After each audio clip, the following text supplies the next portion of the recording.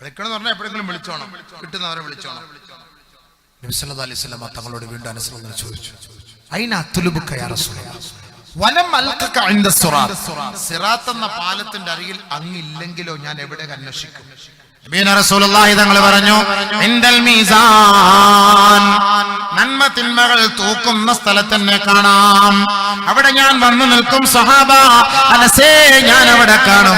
എന്റെ ഉമ്മത്തുകളുടെ നന്മ തിന്മകൾ തൂക്കുന്ന സമയത്ത് അല്പം വല്ലതും കുറവ് വന്നു പോയാൽ എന്റെ ഉമ്മത്തുകൾക്ക് വേണ്ടി ശഫാഅത്ത് ചെയ്യാൻ, അവരെ സഹായിക്കാൻ ഞാൻ അവിടെ കാണും. അനസേ നോക്കണേ, സല്ലല്ലാഹു അലൈഹി വസല്ലം തങ്ങൾക്ക് ഒരു ATM കാർഡ് അല്ലാഹു കൊടുത്തിട്ടുണ്ട്. ഹദീസിൽ ഒരു ബത്താഖ, ഒരു കാർഡ് കൊടുത്തിട്ടുണ്ട് അല്ലാഹുവിന്റെ റസൂലിന്.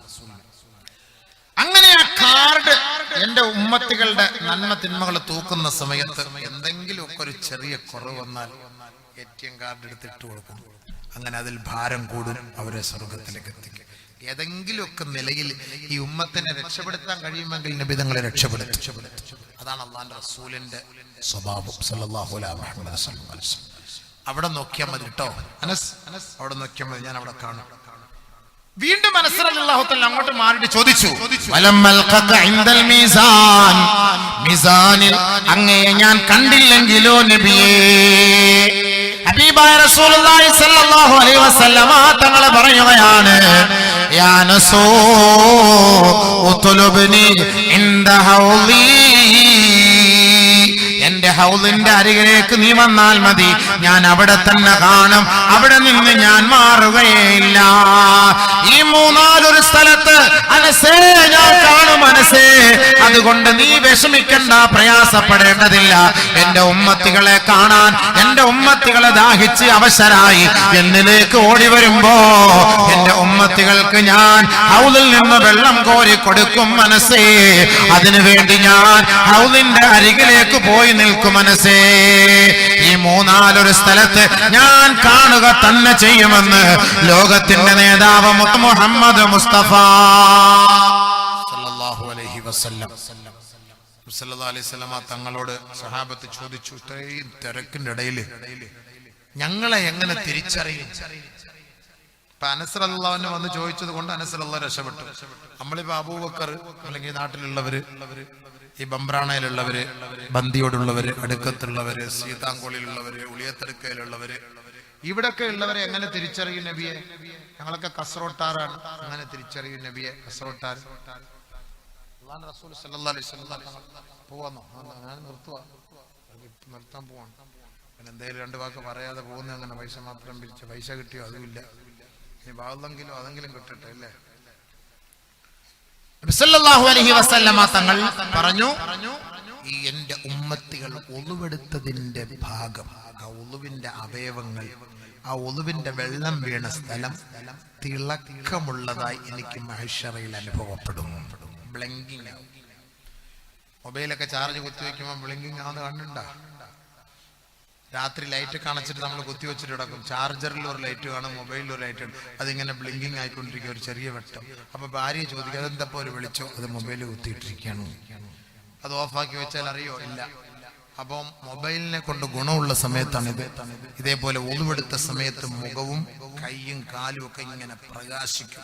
അങ്ങനെ പ്രകാശമാനമായ അവസ്ഥയിൽ മഹ്ശറിലേക്ക് വരുമ്പോൾ നബി സല്ലല്ലാഹു അലൈഹി വസല്ലം തങ്ങൾ ഓടിപ്പൊളിക്കും, യാ ഹബീബി തആല, യാ ഹബീബി, യാ അല്ലാഹ്, സഹലം വസഹല, സലാം, യാ അല്ലാഹ്, തആല തആല തആല എന്ന് പറഞ്ഞ് ഇങ്ങനെ പിടിച്ചുകൊണ്ട് നേരെ കൊണ്ട് നബി തങ്ങളുടെ ഹദറത്തിൽ അവിടെ കൊണ്ടുപോകും. പ്രത്യേകമായി നമുക്ക് വേണ്ടി ഒരുക്കപ്പെട്ട, നമസ്കാരക്കാർക്ക് വേണ്ടി ഒരുക്കപ്പെട്ട സ്ഥലത്തേക്ക് കൊണ്ടുപോകും. അല്ലാഹ് നമ്മളെ അങ്ങനെയൊക്കെ പിടിപ്പിക്കട്ടെ. നബി തങ്ങളുടെ കൈ കൊണ്ട്, ഹബീബായ തങ്ങളെ കൊണ്ട് നമ്മുടെ കൈക്ക് പിടിപ്പിക്കട്ടെ. പടച്ചവനെ, ഞങ്ങൾക്ക് യോഗ്യതയില്ല അല്ലാഹ്, ഒരു യോഗ്യതയില്ല അല്ലാഹ്, നീ ഞങ്ങൾക്ക് അതിനൊരു അവസരം നൽകണേ പടച്ചവനെ, അതിനൊരു അവസരം നീ നൽകണേ പടച്ചവനെ. അങ്ങനെ പോകുന്നവര് നമസ്കാരക്കാരാണ്, മഹ്ശറയിലേക്ക് പോകുന്നു നമസ്കാരക്കാരാണ്. മറ്റൊരു വിഭാഗം ആളുകളെ ഖബറിൽ നിന്ന് ഉയർത്തെഴുന്നേൽപ്പിക്കപ്പെടുകയാണ്.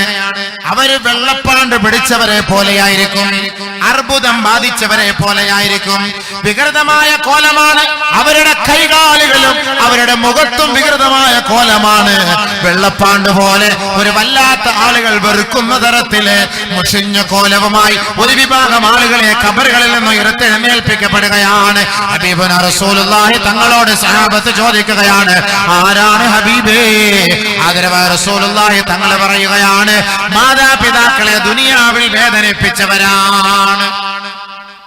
മൈശറിലേക്ക് വരുന്ന രംഗം, പാപ്പയും ഉമ്മയൊക്കെ വേദനിപ്പിക്കുന്നവർ, അടിക്കുന്നവർ. നമ്മൾ എത്രത്തോളം ഉമ്മാക്ക് നന്മകൾ ചെയ്താലും ഒന്നും ആവൂല ഹബീബേ, ഒന്നും ആവൂല. ഒരു സഹാബി അല്ലാഹുവിന്റെ റസൂലിന്റെ അരികിലേക്ക് കടന്നു വന്നിട്ട് പറയുകയാണ്, യാ റസൂലല്ലാഹ്, അല്ലാഹുവിന്റെ റസൂലേ, ഇന്ന ഉമ്മി ഖറഫത് ഇൻദി, എന്റെ ഉമ്മ എന്റെ കൂട്ടത്തിലാണ്, എന്റെ ഉമ്മ എന്റെ ചെലവിലാണ്, എന്റെ ഉമ്മ എന്റെ സംരക്ഷണത്തിലാണ്. വഅന ഉത്ഇമുഹാ, എന്റെ ഉമ്മയ്ക്ക് ഞാനാണ് ഭക്ഷണം വാരി കൊടുക്കുന്നത്. വഅന അസ്ഖിഹാ, എന്റെ ഉമ്മയ്ക്ക് വെള്ളം കുടിപ്പിക്കുന്നത് ഞാനാണ്. വഅന ഉവല്ലിഉഹാ, എന്റെ ഉമ്മയ്ക്ക് ഞാനാണ് ഒളു പഠിപ്പിക്കുന്നത് നബിയേ.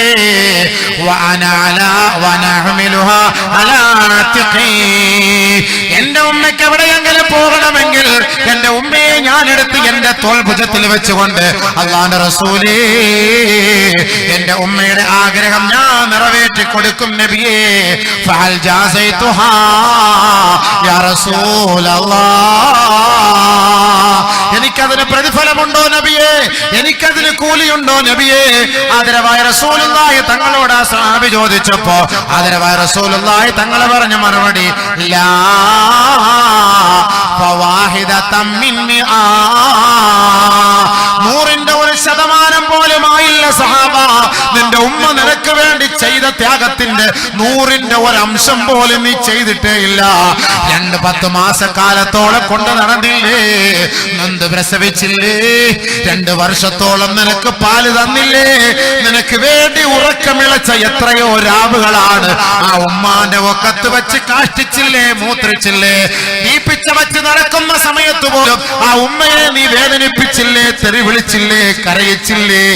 എത്രത്തോളം ത്യാഗങ്ങളാ ആ ഉമ്മാന്റെ പേരിൽ നീ അനുഭവിച്ചത്, നീ ചെയ്തത്, നീ വേദനിപ്പിച്ചത്. അതുകൊണ്ട് സഹോദരാ, നീ ഉമ്മാക്ക് ഭക്ഷണം വാരി വായിൽ വെച്ചു കൊടുത്താലും, ഉമ്മയെ നീ കുളിപ്പിച്ചാലും, ഉമ്മയ്ക്ക് നീ പുതുവസ്ത്രം ധരിപ്പിച്ചാലും, ഉമ്മയെ നീ എടുത്ത് തോളിൽ വെച്ചുകൊണ്ട് ചുറ്റിക്കറങ്ങിയാലും, ആ ഉമ്മക്ക് വേണ്ടി നീ നമസ്കരിപ്പിച്ചാലും, ആ ഉമ്മ ചെയ്തതിന്റെ 100ന്റെ 1 അംശം പോലും ആവുകയില്ല. ഒരുപക്ഷെ നീ ചെയ്തതിന്റെ പേരിൽ അല്ലാഹു നിനക്ക് കൂലി നൽകിയേക്കാം. പക്ഷെ ഉമ്മാക്ക് ഞാൻ ചെയ്തു, ഉമ്മാക്ക് ഞാൻ അത്രത്തോളം നന്മകൾ ചെയ്തു എന്ന് പാടി പുകഴ്ത്തിക്കൊണ്ട് നടക്കാൻ നിനക്ക് യോഗ്യതയില്ല സഹോദരാ.